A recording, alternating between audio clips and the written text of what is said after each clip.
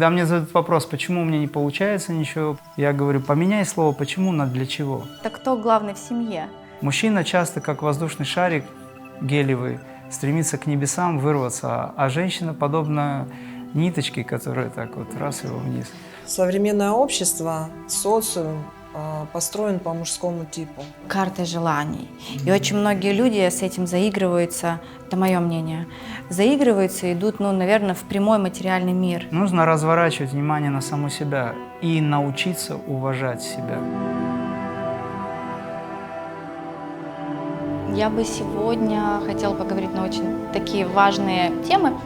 Конечно же, как любой разговор, он будет корректироваться сам по ходу того, что мы будем обсуждать, но я хочу поговорить на тему семьи, про отношения мужчины и женщины, про совместное творчество.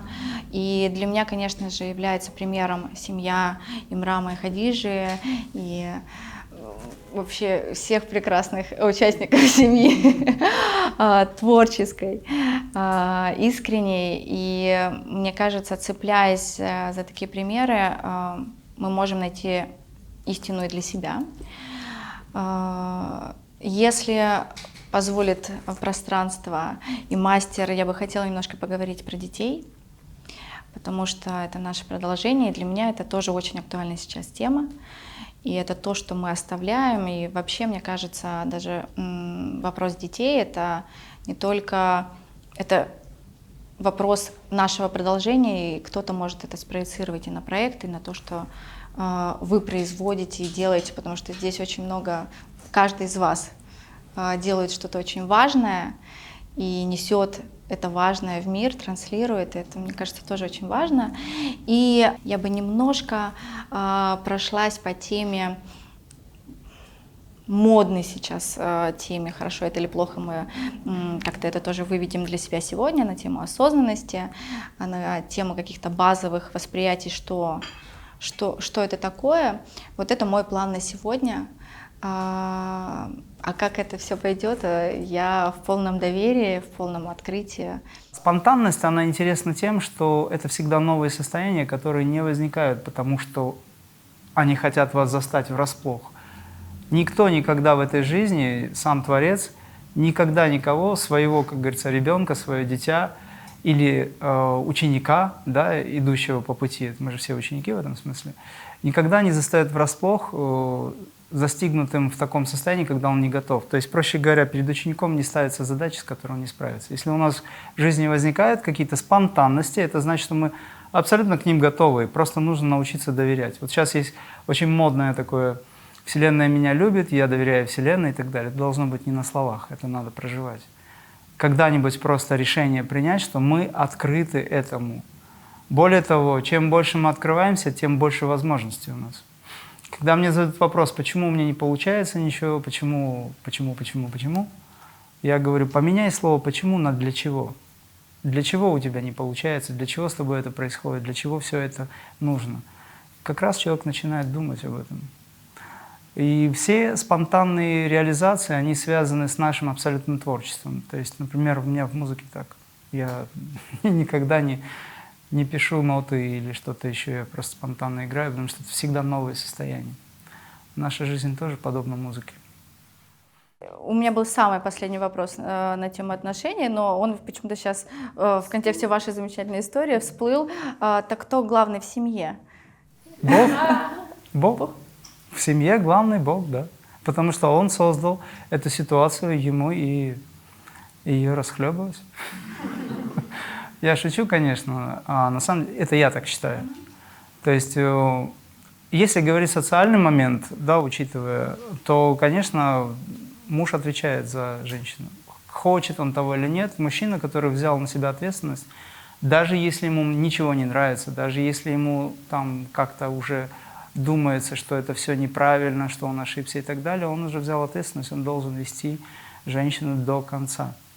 Независимо от того, что там она себе думает и хочет, скажем так, он этого или нет, ему надо отвечать за это, потому что он является творческим треугольником, который смотрит вверх. А Женщина или шакти — это треугольник, который смотрит вниз. Не в том смысле, что она хуже, потому что вниз, а в том смысле, что она, получая всю эту божественность, она транслирует ее или передает ее в нашу жизнь, меняя это пространство, потому что женщина — это или девушка, или шакти — это хранительница божественного огня или творчества. По поводу вопроса главное, не главное, там, ну так вообще ситуация, не знаю, что значит главное. Главное это тот, который сможет все без всех остальных. Он всегда вот такой. А здесь как бы получается нет главных, есть равные, но эти равные знают. И все. Вот я так к этому подхожу. Ну, просто в современном мире, ну, случается разное, да.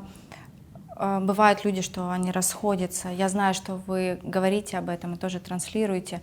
Как, во-первых, ну, не винить себя, да, что, если я могу сказать, да, не получилось сохранить семью. И второй, выходящий, наверное, оттуда вопрос, очень... И в Москве, и в современном мире очень часто, например, женщины тоже немножко идет, ну, я не могу говорить перекос, женщины много достигают и зарабатывают тоже деньги. Ну, то есть как правильно сохранить этот баланс? И вот первый вопрос, как к этому относиться правильно, с уважением и без вины, если союз не состоялся? По поводу... Ко мне приходит очень много людей, которые задают вопросы. Я, когда ко мне приходит, можно ли благословить на развод, этого никогда не сделаю. Вот. Я стараюсь объяснить человеку, которому нужна помощь в этом отношении, что мужчина, что женщина. Я говорю, иди и приведи свою супругу, тогда будем вместе разговаривать. Такие были случаи. Либо я просто говорю, что развод, который происходит с чувством вины, это карма, которую вы будете расхлебывать в следующей жизни. С этим же человеком. С этим же, либо в такой же ситуации. Зачастую с этим, но может быть и в разной ситуации. То есть, потому что очень много таких событий уже было. Задаю вопрос прямо, тебе это нужно? Он говорит, нет. Может быть, проще решить вопрос здесь и сейчас, нежели потом натыкаться на те же грабли, да еще и в следующей жизни. Какова цель жизни? Он говорит, реализация. Ну хорошо, что ты вкладываешь в понятие реализации? И я смотрю на него, и я вижу, что в его реализации присутствует следующее. У меня все есть, и я ни с кем никаких обязательств не создаю, мне абсолютно хорошо, и я ничего не хочу делать. Вот такая реализация, это вот такое вот понятие, ложная сфера духовного, да, восприятия этого. Вот. А реализация — это на самом деле состояние, когда человек полностью отдает себя в этой жизни вот этому божественному принципу в каждом человеке, это служение. И эта реализация не уход от жизни, а пребывание в миру. Но если человек не может свой семейный вопрос решить, то как он может решить вопрос семьи целой Вселенной, то есть отдельно взятого общества, он же часть этого. Поэтому мне приходится говорить о том, что чувство вины, о котором ты говоришь, когда люди разводятся, это говорит о том, что вопрос не закрыт, и он будет продолжать висеть, как дамоклов меч, и нужно это отрабатывать. Разводиться можно только тогда, и когда он спрашивает у меня, этот человек, в качестве примера, а что же тогда мне делать? Я говорю, ты можешь развестись тогда, когда вы будете любить друг друга, и у вас никогда уже не появится чувство обиды, и вы будете совершенно свободны, как друзья. И вот тогда ты посмотришь, можешь ты развестись или нет, надо ли это делать. Ну, как мне кажется, почему эти случаи так чисты, да, современное общество, социум построен по мужскому типу. Это очевидно. То есть все время активно левое полушарие. И женщина, можно сказать, вынуждена, а я бы даже сказала, ее вынуждают.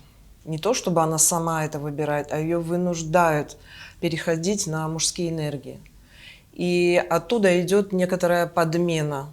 То есть женщина думает, что она хочет быть сильной, она понимает и чувствует, что в ней эта сила есть, но как ее расценить, женщине сложнее, потому что правое полушарие, оно вне конкретики. И она обманывается и начинает пользоваться тем, чем пользуются мужчины. То есть она переходит на мужские энергии. И самое разрушающее для женской энергии – это конкуренция. То есть женщине конкурировать – это равно разрушать себя, разрушать эту женскую энергию в шакти. А мужской мир, он мир конкуренции. Да, женщина может себя реализовывать профессионально ли, в творчестве, или в каких-то своих увлечениях, но там есть нюансов, очень много нюансов, которые необходимо понять, осознать, принять и их соблюдать для того, чтобы то, чем женщина занимается, чтобы это ее взращивало, чтобы это ее укрепляло, делало сильнее. И в этот момент она взращивает именно свой женский потенциал. Она становится сильнее, но уже эта сила очень сильно отличается, скажем так, от мужской силы. И мы это прекрасно знаем, потому что женщина фактически может одним взглядом спровоцировать вторую там, мировую, третью мировую. Ну, то есть, вот. И к этому вот надо прийти, к этому осознанию, что это такое. И с этого момента уже совсем все пойдет по-другому, я уверена. И тогда будет меньше, наверное, несчастных женщин точно. Но вот я вижу вот это основное, конечно, много есть всяких разных нюансов, но вот то, что женщина уходит на мужские энергии, мне кажется, это вот прямо очень актуально. Есть ли какие-то инструменты, которые...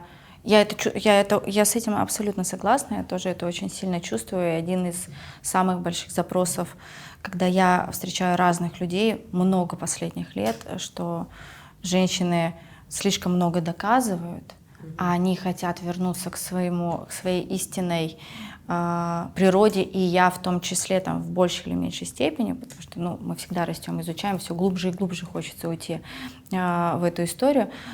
Как сохранить, я не понимаю, как сохранить в современном мире вот эту женскую природу, потому что иногда все обстоятельства складываются так, что тебе нужно как-то себя проявлять, и ты я пользуюсь мужскими инструментами, и теряя себя. К сожалению, находясь в этом социуме, он всегда будет провоцировать женщину уйти на эти энергии. Конечно, есть вариант уйти, уединиться для того, чтобы, практикуя, взрастить в себе эту силу, да, и уже магнетизм растет, да, женский магнетизм в том числе. И тогда наступает момент определенный, когда уже не страшно туда идти. Тогда и особенно не страшно, когда реально есть рядом с тобой мужчина, который эту роль играет, который эти функции выполняет, и у тебя нет в этом необходимости, например, да? Тогда можно идти. Но вот лично наша, моя вот мечта, может быть, во всяком случае, я для этого что-то делаю, потихонечку учить, переориентировать, может быть, личным примером. Я сама еще углублена, да, в изучении этого вопроса. Для меня все новые и новые какие-то моменты открываются. И потихонечку, в первую очередь, наверное, на личном примере. Так получается. Вот наш кармический путь, да, вот миссия в этом. Кто-то, может быть, через что-то другое будет это делать. Вот, дать понимать преимущество таких союзов, когда каждый в своей роли. И когда это именно то, что приносит тебе вот то счастье, женское счастье, я не могу это описать словами, оно внутри такое теплое, такое разливающееся, бесконечное, и совершенно его невозможно словами объяснить. И это сила. Потому что, я знаю, как она работает. Именно союза. Именно вот в союзе, да. То есть я свою роль выполняю, и я знаю, когда я в ресурсе, в гармонии, в принятии, да, вот в этом особенном состоянии, как вокруг меня мир меняется. Я давно это заметила, еще когда не было никаких знаний, никакого понимания. Я извиняюсь, что так долго, просто очень важно. И я родила ребенка, мой муж сразу мне сказал, что не надо тебе работать. Я пыталась, я должна помочь, там устроиться. У меня кармически складывалось так, что куда бы я ни устраивалась, что-то как-то то ли заведение закрывалось, то ли меня оттуда. В общем, ну, у меня высшее медицинское образование, я пыталась идти там по своей этой линии, и он мне сказал, ну уж сиди дома, зачем, я буду обеспечивать. Что-то пока для меня это было непривычно, но я осталась. И я, естественно, очень много внимания уделяла ребенку. Очень, ну, а как еще? Вот. И я заметила такую вещь, что то, в каком состоянии нахожусь я, моя семья это транслирует просто напрямую. Особенно ребенок. Это просто, если, допустим, супруг, он взрослый человек, он может как-то свои эмоции, чувства, проявления там сдерживать, трансформировать, что-то там принимать. Ребенок чисто, он сразу показывает. Так, я себе говорю, мать, а ну-ка. И начинаешь работать над собой. Ребенка как будто как подменили, но это 100%. И я ухватилась за это, я стала дальше, глубже этот вопрос для себя изучать, и потом я стала это замечать уже и в своей большой семье, ну, среди братьев, сестер, родителей, там тот же супруг, допустим, встает какая-то проблема, да, ее надо решить, я что-то там начинаю себе паниковать, потом говорю, так, стоп, успокойся, все, и так смотрю, и у мужа там легче ему вот этот процесс дается. Он там и сам тоже не слабенький, да, но я понимаю себя, свою роль, да, в этом. Нужно элементарно быть наблюдательным, просто вот самая простая наблюдательность, без пафоса, без каких-то там философских там умозаключений, просто быть наблюдательным, все заметно. Но заметьте, как мир устроен. Нам не дают вообще быть наблюдательным. Нам надо быстро, туда, все мимо проходит. Внимание. И мы ничего, да, внимание рассеивается вовне. Ну, а потом, конечно, когда уже пришла крия как практика, как личная практика, то там в разы быстрее все это пошло, и понимание, и достижение, скажем так. Сейчас время настолько интересное, что ваша мысль может быть материальна очень быстро. И очень важно, чтобы вы моделировали свою жизнь. Если мы говорим о красоте внешней, здесь очень много красивых, все красивые, но внешняя красота должна быть подкреплена мощным внутренним духовным фундаментом. То есть красота внутренняя, трансляция красоты внешней. Весь мир построен таким образом, что наш ум безудержно уносит энергию через 5 органов чувств, отождествляясь с этим миром, полностью вовне. И мы в зависимости от внешнего мира стараемся сделать свою жизнь прекрасней. То есть получается, что мы теряем силы, и тот магнетизм женский, который задает мне вопрос, как привлечь настоящего человека, мужчину? Как привлечь? Как мы можем привлечь мужчину, если женский магнетизм уходит, рассеиваясь и теряется в бесконечном количестве таких каких-то, знаете, иллюзорных совершенно понятий в этой жизни? То есть нужно разворачивать внимание на саму себя и научиться уважать себя. То есть если женщина или девушка, шакти, планку занижает в своей жизни, и она говорит, что я зависима от обстоятельств, я не могу никак, я не могу, я то, я сё, то есть планка занижается. А еще мысль возникает, так, мне уже 35, я еще не замужем, 36, а что же будет так, а у меня осталось мало времени и так далее, это еще хуже. В реальности нужно поднимать планку, принцип «я богиня», «я шакти», сейчас об этом модно говорить, но опять же это остается словами зачастую. Однако, если вы моделируете в сознании такое понимание, как «я богиня», и туда должны входить качества богинь, вы почитайте, например, книга есть «Великие йогини Тибета», где обычные селянки становились реализованными святыми, достигшими полностью освобождения, и эти обычные женщины, которые не обладали таким знанием или интеллектом, как вот сейчас в современном мире, вот, они достигали полного освобождения только потому, что они визуализировали свою жизнь в медитации, они визуализировали самих себя в медитации, они создавали себя снова. В чем заключается вообще принцип вот этого прохождения, достижения какой-то высокой цели или благой цели, пусть даже социальной в горизонтальной плоскости? Это постоянное осознавание того, что вам нужно. Это цель жизни. Какова цель жизни, таково и действие. И там, где ваша энергия, там внимание, а там, где ваше внимание, там энергия. То есть если энергии мало, то очень сложно что-либо сделать. Значит, нам надо пробудить эту силу. Мы пробуждаем силу медитации. А медитация что такое? Это представление, самовнушение и восприятие результата. Я обобщил очень. То есть это концентрация на какой-то идее, это мощная степень самовнушения, где вы благодарны за то, что с вашим телом, с вашим сознанием происходит, тело жизни тоже. То есть наша жизнь — это тело, наше тело — это тоже жизнь, но жизнь, в которой мы пребываем, это тело, это ваше тело, и оно формируется здесь и здесь. Когда вот это правильно концентрируется, а это наслаждается, тогда очень быстро все происходит. То есть нужно научиться просто моделировать, нужно научиться внушать себе, что такое внушение. Вы начинаете переживать прямо телесно, что у вас это уже происходит, и вас распирает от счастья, мурашки по телу, вас трясет от радости, как будто это уже произошло. Вот до этого нужно доводить эмоциональный план, и тогда восприятие произойдет незамедлительно, очень быстро происходит все. На этом построена вся йога. Другое дело, что, допустим, есть иллюзорные понятия, что люди тратят всю свою жизнь на приобретение самого крутого холодильника. Вот. И когда холодильник уже стоит, он не приносит радости, потому что его еще и наполнять надо чем-то, а на это уже денег нет, да и сил тоже. Но образно. Соответственно, нужны, конечно же, очень правильные установки и правильная цель. Какова цель жизни? Я всегда задаю вопрос, для чего мы живем? Люди спрашивают, как сделать так, чтобы жизнь была хороша. Но какова цель? Если нет цели, то и жизнь хороша не будет. Потому что вся энергия рассеивается. И если есть моноидея, мы к ней движемся, она под себя мистическим образом собирает все то, что нам необходимо.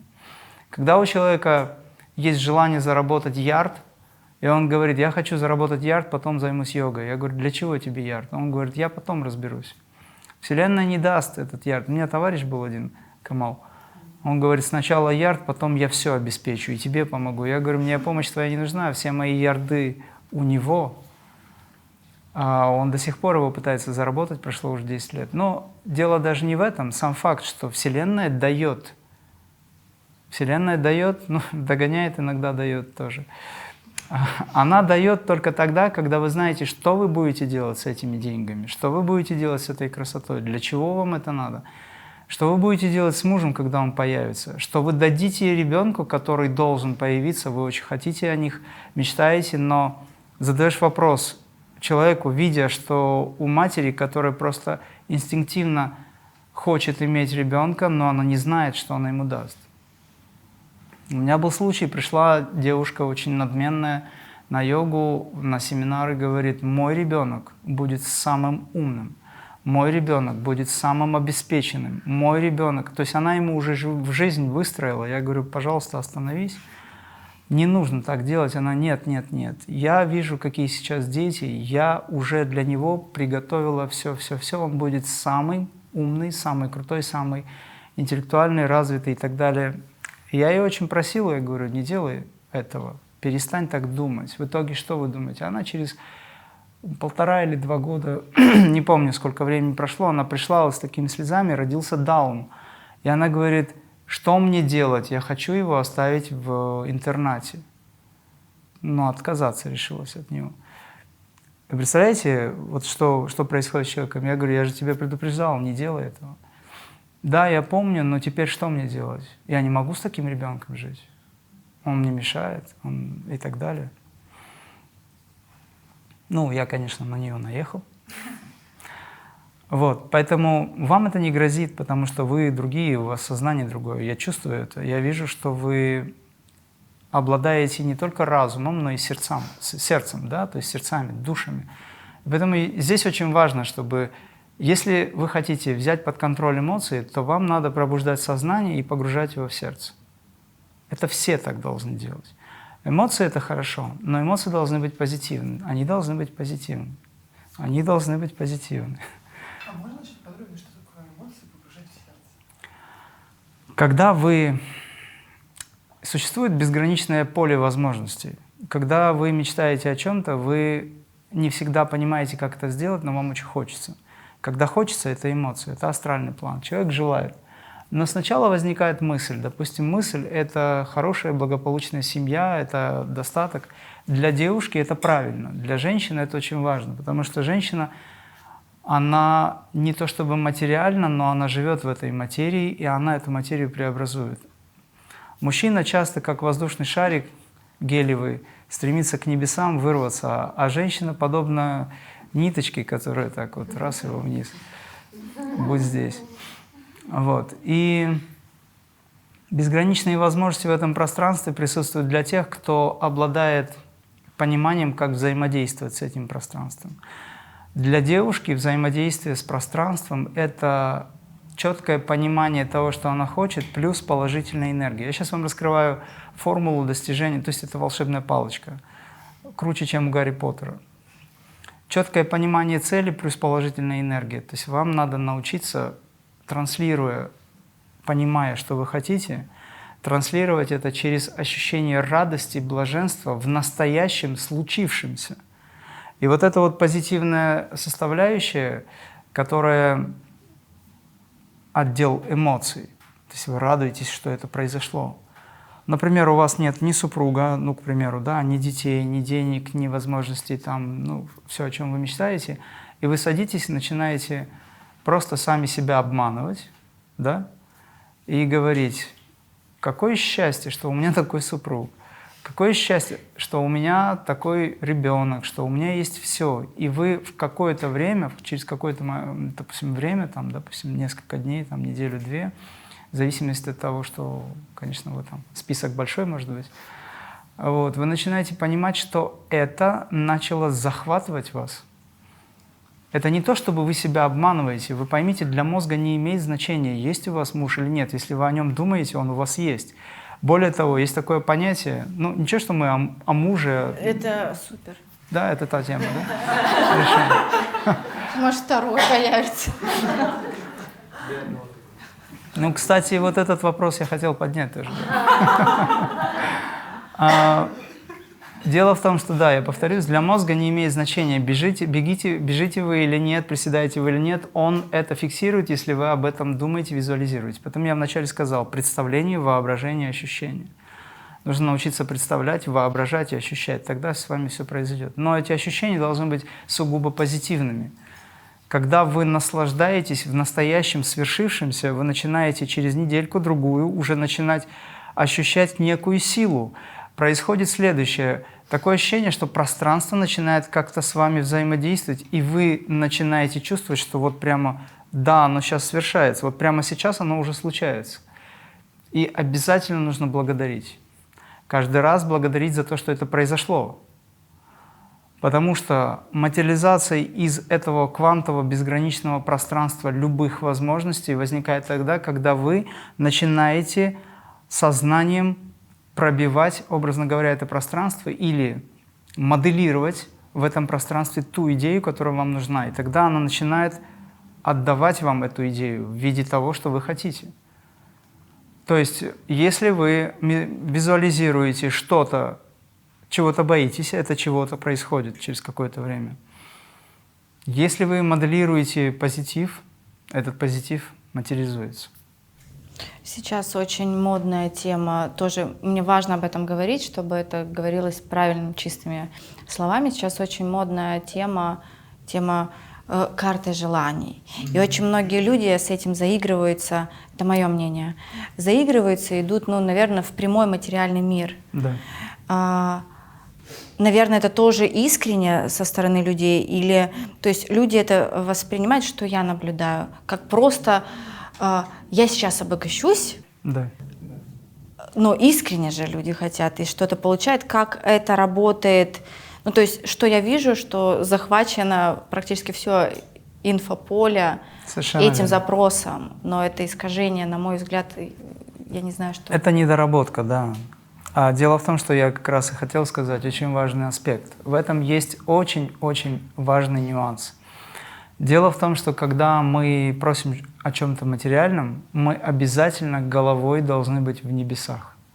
Потому что медитация, в которой мы пребываем в этот момент, а фактически то, чем мы занимаемся, это медитация, да, на какую-то тему, на достижение. Для меня вообще медитация – это общение со Творцом. И по большому счету у него все бонусы для нас, у него все возможности. Но если мы хотим конкретно чего-то, желтый Запорожец, допустим, с таким-то номером, он мне вот нужен. Вот раритетная машина, я ничего не хочу, ни Мерседес, ни там. Хочу вот Запорожец желтый. Все. Когда вы хотите конкретно этого, нужно научиться головой уйти туда, где все это может быть, где все это возникает. Если у нас нет прямой связи со своим безграничным универсальным разумом, где мы начинаем понимать свои возможности, то нам очень сложно будет что-либо. А в современном мире всю эту серьезную концепцию или технологию отсекли, потому что западный ум или концепция, да, есть восточный ум, который стремится к внутреннему, и западный, образно говоря, не то, что Запад – это плохо, но два полюса, левое полушарие и правое. Он не учитывает эти вещи, он просто хочет сразу. Вот как психологи многие сделали, они отсекли духовную составляющую и взяли просто технологии для препарирования мозга, да, образно говоря, ментального плана, и все. И это не работает. Потому что многие психологи ко мне приходят через какое-то время, потому что у них начинается проблема, это же карма. Когда человек дает совет какой-то, то он должен за это отвечать. Вот. Поэтому человек, который постоянно работает с кем-то, передает эти знания, он должен понимать, что его потенциал должен очень-очень высоко в духе быть проявлен. Тогда он сможет дать духоутешителя. Когда, допустим, вы приходите к святым, к мастерам, почему люди вообще тянутся к святым? Вот у меня личный пример был еще в те годы, когда я встречался с святыми. Помнишь даже тот Иона, да, старец в Одессе? Вот. Толпы людей к нему идут. Они не знают, зачем. Все идут за счастьем. Но мало кто из этих людей понимает, что это такое, это счастье. Очень простой пример расскажу. У одного мастера крия-йоги, ну мы о нем знаем, был такой случай. Пришла девушка. Ее выгнали из семьи в Индии. Это под Дели было, достаточно недавно. И она говорит, я или покончу с собой, или вы мне дадите благословение на рождение ребенка, потому что я в семье не могу иметь детей, а это для меня, в общем, в Индии с этим очень строго. И если ее муж выгнал, то на ней уже никто никогда не женится. Более того, для них есть такой анклав, где они все, в общем, живут уже в белых одеждах, как монахини, и там очень тяжелые условия и так далее. Такая традиция почему-то. И он говорит, да, у тебя, дочь моя, говорит, у тебя нелегкая карма, но я могу дать тебе благословение, и у тебя будет ребенок, но тебе нужно в течение нескольких лет по 3 часа медитировать. Она говорит, я на все согласна, пожалуйста, дай мне ребенка. Хорошо. 3 года утром 3 часа, вечером 3 часа она практиковала медитацию на звук и свет. Элемент крия-йоги. Через 3 года она пришла, он говорит, ты молодец, ты все сделала так, как я хотел, но карма твоя все-таки еще достаточно тяжкая. Пожалуйста, еще 5 лет по 6, по 8 часов. Ну а что ей делать все равно? Она ушла, через 5 лет она возвращается с выполненным заданием. Он говорит, еще 3 года по 12 часов. Хорошо, она ушла. Но она молодая девушка была, в общем, запас времени был. Через 3 года она пришла, он говорит, смотрит на нее и говорит, все, вопрос закрыт, то есть ты молодец, ты все сделал, ты отработала свою карму. Я дам тебе ребенка, дам тебе возможность такую, но я заберу у тебя все, что ты приобрела в медитации. Она упала на колени, стала рыдать и говорит, не нужен мне ни муж, ни ребенок, ничего, не тронь то, что я приобрела в медитации. То абсолютное счастье она приобрела там, то абсолютный покой, радость, мощь, силу она приобрела в медитации, ей никто не нужен был больше. Вот если мы с этим аспектом приходим к семье, тогда все будет хорошо. Если мы с этим ощущением или пониманием, что именно Творец нам дает ту безграничную любовь в виде детей, в виде мужа, в виде плохого мужа или плохой жены, это тоже элемент любви, в виде там всего что угодно. Именно так мы подходим, тогда у нас вообще проблем никогда не будет. И, честно говоря, есть очень хорошая формула, которая в жизни мне здорово помогала. Вся тьма вещей не стоит того, чтобы из-за нее тревожиться. То есть, если мы доверяем пространству Вселенной, то по большому счету... Хорошо, другой вопрос. Для чего нам хорошая семья? Вот для чего вам хорошая семья? Для чего вам дети? Чтобы наслаждаться, быть счастливой. Но если вы приобретаете счастье в медитации безграничное, которое ни с чем не сравнимо, и после этого вам зададут вопрос, хотите ли вы скажете, нет, я не хочу. Я сейчас не говорю, что этого не нужно. Я просто хочу, чтобы вы понимали, что есть вещи, в которых, то есть состояния, в которых все, о чем мы мечтаем, уже давным-давно присутствует. И нам просто нужно правильно Без к этому... этой карты желания. Да. Карта желаний, которую мы выставляем и для того, чтобы наше подсознание, это пассивная практика, это очень долгий процесс. Мы это можем сделать за буквально месяц, если захотим. У некоторых людей настолько резонанс, скажем так, сопряжение возможностей и времени, ну это кармически так, щелк, и у него сразу возникает возможность. Но он не знает, что с ней делать. Он настолько бывает обескуражен, что он говорит, нет, я не верю своим глазам. Вселенная говорит, он не верит. Все. Да, поезд уехал. Очень часто задаваем вопрос в отношениях, как правильно относиться, что мужчина и женщина, то есть обоюдно, может быть, у вас будет разное мнение на этот счет. Обязательно. Если ты не можешь 24 часа только...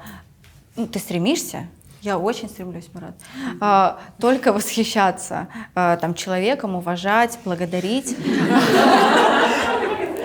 Попробуй 24 часа. Но я стремлюсь. Но это не мой вопрос. Иногда человек может, я еще раз повторю, это не мой вопрос.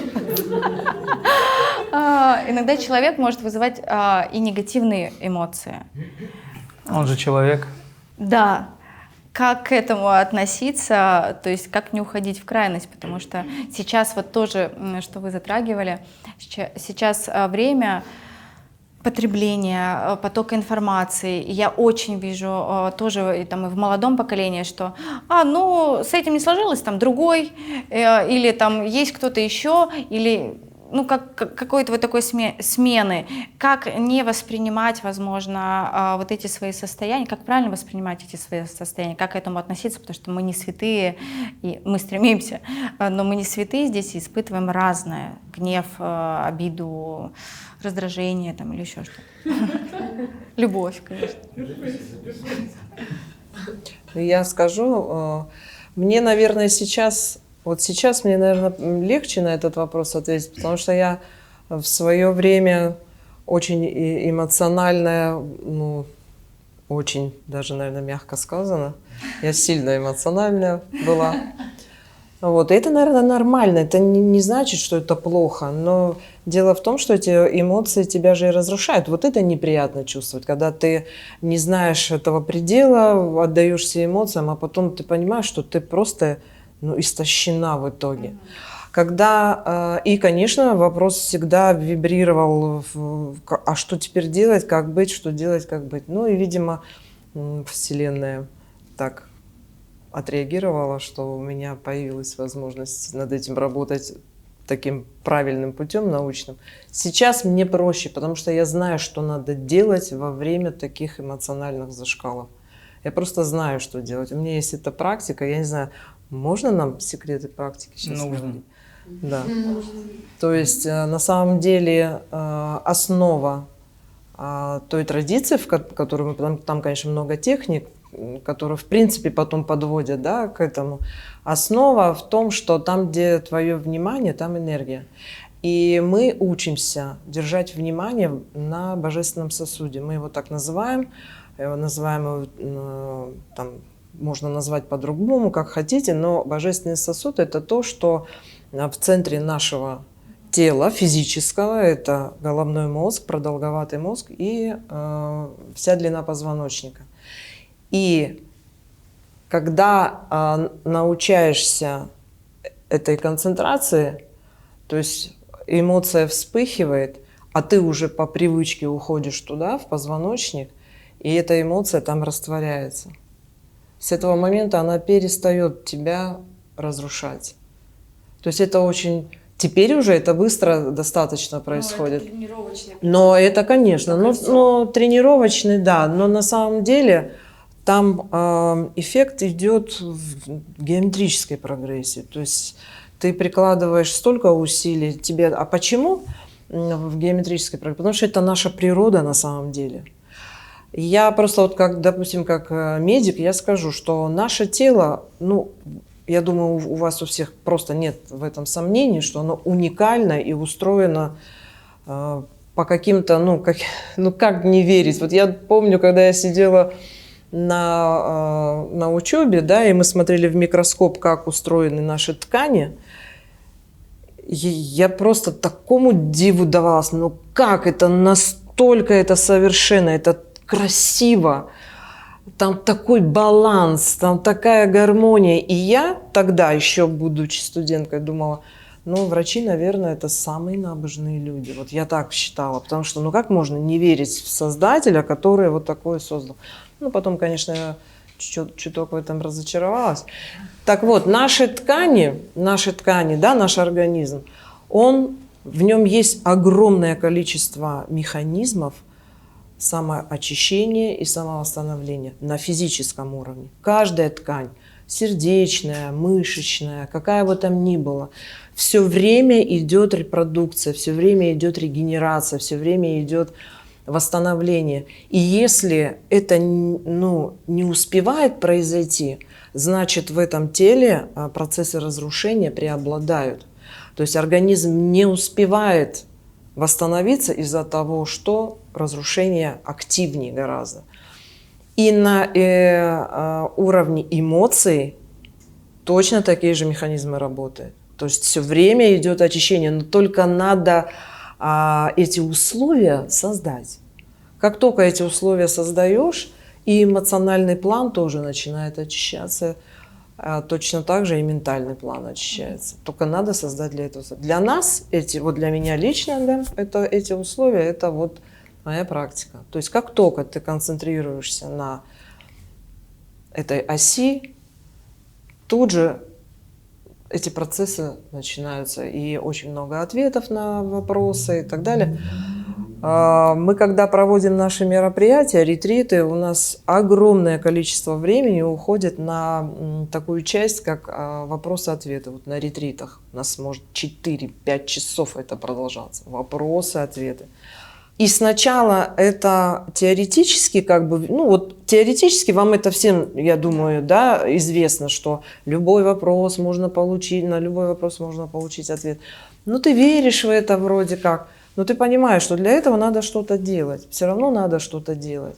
И когда один за другим идут ответы на твои вопросы, тебе уже ничего не нужно. И тебя не нужно в этом убеждать.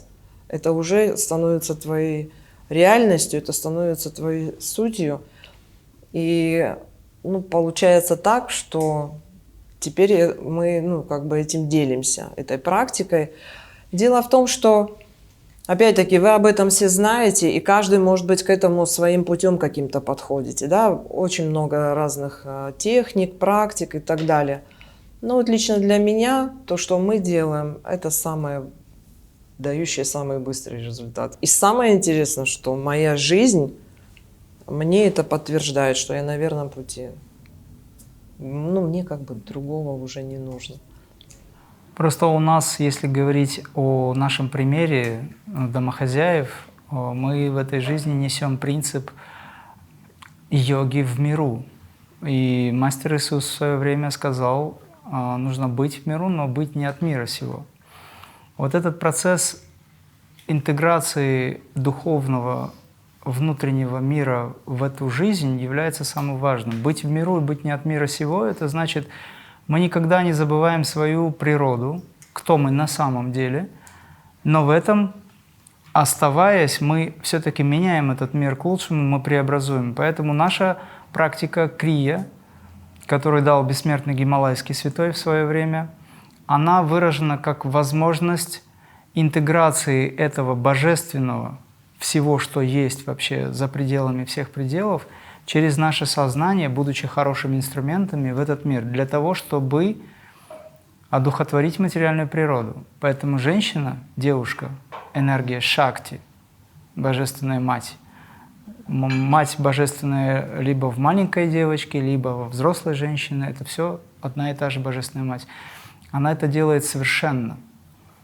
Даже если девушка не понимает, даже если она не разбирается ни в чем, даже если она, не дай Бог, курит там, или еще что-то делает, она все равно остается Божественной Матерью. Потому что это Шакти. И если мужчина это понимает, как управлять или взаимодействовать с этой энергией, он становится, во-первых, самым счастливым, во-вторых, он понимает, насколько мощной силой он обладает. Ну, есть, конечно, мужчины, которые, понимая, насколько это мощная сила, они ищут и еще одну Шакти, еще одну, приумножая себе эту силу. Это другой вопрос. До тех пор, пока он не поймет, что она единая. Но на этом уровне такой человек поклоняется вот этому единому принципу Шакти. И тогда ему не нужен внешний объект. Это очень высокий уровень. И у женщины наоборот, она поклоняется Шиве. Но я пример привожу, поскольку тут с йогой связано, допустим, там, мужскому началу и женскому началу. Что значит поклоняется? То есть мы взаимодействуем, мы понимаем, мы принимаем эту силу, мы принимаем эту энергию, и мы через себя, пропуская эту энергию, меняем жизнь. Не только свою, но и всех близких, и вообще всех, кто встречается на пути. А для того, чтобы это произошло, что нужно сделать? Нужно научиться верить в то, чего нет, во имя того, чтобы оно было. Это значит, что мы все святые. Абсолютно, вот вы здесь все сидите, вы все абсолютно святы. Если вы говорите: я девушка, что я могу, я там, мне не получается, мне нужно вот сейчас целое дело, в общем, и так далее, все. Вы блокируете возможности. Вселенная для вас готова сделать все, что вы попросите. В рамках приличия, конечно. А иногда даже и это происходит. А Вселенная готова для вас сделать все, что не нарушает закон Вселенной. Нужно в это верить, нужно понимать. Если вы в это не верите, значит, нужно понять, как это работает. Сейчас многие психологи об этом стали говорить, потому что они окунаются в древние трактаты, где описывается, что каждый человек, который проявил себя здесь на Земле, он является частью Творца. Что мужчина, что женщина. Для чего разделение произошло? Для того, чтобы этот, скажем, аспект взаимодействия и эти энергии взаимодействия между собой создавали все больше нового. То есть Вселенная, она взаимодействует благодаря двум энергиям – инь и ян. Плюсы и минусы. И взаимодействие этих энергий дает развитие. Если энергия одна, развития нет. Если Земля круглая, то она не развивается. А Земля не круглая и не плоская. Она...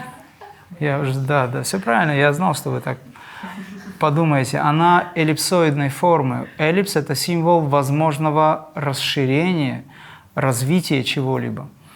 Поэтому, если мы говорим о том, что у нас занижается планка собственной, скажем, значимости, не в эгоистическом плане, мы должны понимать свою природу. Вот что важно. Поэтому в крия-йоге мы даем сначала принципы, которые позволяют человеку понять, кто он на самом деле. Мы начинаем понимать, что мы божественны не как эго-личность, а как то, что проявлено. И это очевидно. Сам Творец, вибрируя, проявил себя в теле, в сознании, в душе. Он прямо сам один проявил себя. И это нужно понять. Если вы говорите, что я проявление Творца, что я часть Бога, что я та капелька мирового океана, и эта капелька в себе вмещает абсолютно все возможности, то тогда ваша жизнь другая. Что говорил Иисус? В Евангелии что сказано? Я просто в качестве примера, я не религиозен, чтобы вы понимали. «Кесарю кесарева, Богу Богово». То есть вы выбор сами делаете. Если вы человек, который стремитесь к Богу, вы получаете задачи, испытания, трудности для человека, который стремится к Богу. А если вы Бог, который проявил себя в человеке, то тогда и те возможности и потенциал, который вам Вселенная готова дать, вы можете принять для себя, и тогда вы можете транслировать это все. Поменяйте отношение к себе, и все будет хорошо. И если вы хотите притянуть, скажем, человека, который поможет вам в этой жизни, и будет, не дай Бог, не брачующимся, А союзником, который будет вести вас до конца, и вы будете вместе идти, тогда нужно пробуждать свой женский магнетизм. Мужчинам надо пробуждать мужской магнетизм. Духовный, не животный. Животного магнетизма у всех хватает. Духовный магнетизм. Тоже частый вопрос, что делать, если в паре кто-то один практикует, а кто-то нет. И причинить добро, я видела множество примеров, Да. когда с разных сторон тот или иной человек говорил, давай тоже, ну то есть без воли человека это невозможно. Вот как к этому относиться, что делать, и если мы уже... Это синдром проповедника, я считаю. Когда человек дорвался до какой-то системы, и он искренне, может быть, знает, что это очень круто, и он говорит «давай, давай, давай». Тогда возникает дух противоречия. И когда смотришь на таких людей, действительно думаешь, может, он сектант, может быть, он вообще сбежал откуда-то и так далее. А я же понимаю, что это эмоции зашкаливают. Разумность в этот момент теряется. Поэтому я многим ребятам говорю, да, вы сейчас находитесь в этой практике, вы поняли, что вы часть Вселенной, что вы сам Творец, образно, да, что вы действительно ощущаете, но успокойте свой ум, успокойте эмоции. Не нужно причинять добро, как ты говоришь, да. Ну а в семье очень часто приходят девушки в основном, даже вот недавно тоже вопрос поднимался. Очень часто у нас такие случаи. Это просто ревность. Когда мужчина теряет внимание, что там жена сидит и медитирует, а он что? Он ходит, он как неприкаянный. Сесть рядом практиковать он не может, потому что его мужская гордость не позволяет. И тут ее нет для него. Что такое, в общем? Он так... Откройте. Это в лучшем случае. Да. И тогда начинается просто ревность. Но если мужчина или женщина, наоборот, действительно любят друг друга и доверяют друг другу, тогда таких вопросов не должно возникать. Это просто мужчина хочет, чтобы женщина ему служила. Или наоборот, женщина хочет, чтобы мужчина ей постоянно давал внимание. Муж хочет медитировать, она не понимает, для чего это нужно. Или наоборот. Просто нет доверия, нет понимания. Но в жизни все так раскручивается обязательно, что понимание приходит. Не всегда приятно, не всегда это через позитив, потому что есть карма, есть определенные законы, которые всегда надо отработать. Но я вам хочу сказать, что если вы поняли, если вы осознали, то карма просто исчезает, реализуется. Нет необходимости наказывать человека, Вселенная никогда никого не наказывает, по большому счету. Вот, просто знайте, что если вы хотите быть счастливыми, то вам надо не идти путем отработки кармы специально, и только это невозможно. Вам нужно идти путем развития безусловной любви ко всему, тогда она просто расщепляет все кармические узлы. И если у человека нет понимания, ему даже этого и не нужно. Ему нужно просто научиться любить безусловно. Этого достаточно. Потому что безусловная любовь – это сам Творец. Когда сам Творец поселяется в вашем сердце, вам уже отрабатывать ничего не нужно. Вас все будут любить. За вами будут все бегать. Вас будут все пытаться преследовать, каким-то образом взаимодействовать, как-то обратить на себя внимание, потому что магнетизм будет просто развиваться. Здесь требуется умение и практика уже для того, чтобы вы сдерживали свои энергии. Эта возможность есть такая. В вашем присутствии люди будут плакать, в вашем присутствии люди будут смеяться, радоваться, их что-то будет тянуть, их что-то будет заставлять постоянно там, пытаться сделать что-то для вас и так далее. Что это такое? Это Дух Святой просто. Почему так происходит? Потому что ваше эго в этот момент не является главным для вас и для вообще не является. Оно никогда не было главным на самом деле. Вы просто живете, будучи в состоянии «я есмь». Поэтому здесь вопрос Богу Богово. Кесарю Кесарю – это уже социальная жизнь, горизонтальная плоскость общения и так далее. Все, что я сейчас рассказываю, это никакого отношения не имеет к религии.